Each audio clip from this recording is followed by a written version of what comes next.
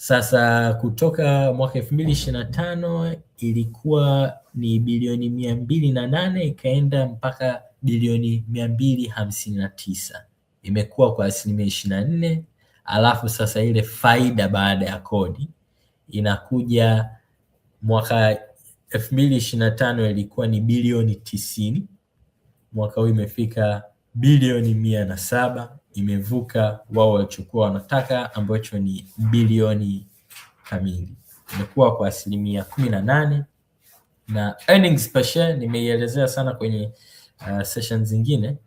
Ukichukua hiyo faida baada ya kodi alafu ukaigawanya kwa kila hisa iliyokuwepo sokoni, hisa kama trilioni 2 na kitu, ndo unapata kwamba kila hisa imepata kiasi gani kwa mwaka huo, ambao unakuta kwamba mwaka 2025 ilikuwa ni shilingi 40.37, mwaka huu inaonyesha kuwa imefika shilingi 47.75, na yenyewe imekuwa kwa 18%.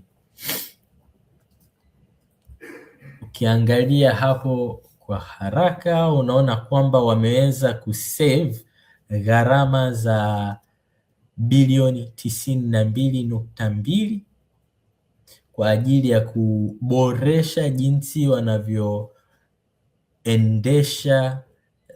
wanavyoendesha biashara zao. Na ukiangalia kwenye EBITDA imeweza kukua kwa 4.3 percentage points, au tunasema 400 basis points.